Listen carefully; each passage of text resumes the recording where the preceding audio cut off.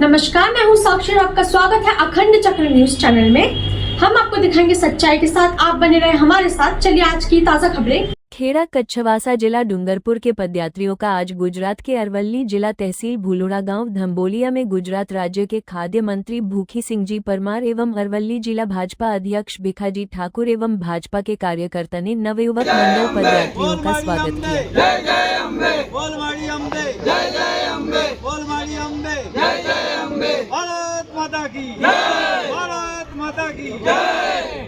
आपका इंटरव्यू हिंदी में बोलो बोलो बोलो कोई गुजराती में भी चलेगा साइड में आज मां अंबाना धामમાં ભાદરવી પૂનમના પગપાળા જ્યારે આ સંઘ આમ તો જાણવા મળ્યું કે રાજસ્થાનથી જઈ રહ્યો છે ત્યારે ખૂબ સરસ બધાને શુભેચ્છા આપે છે।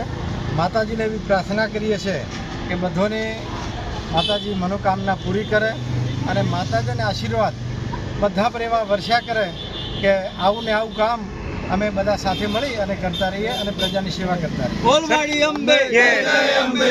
ये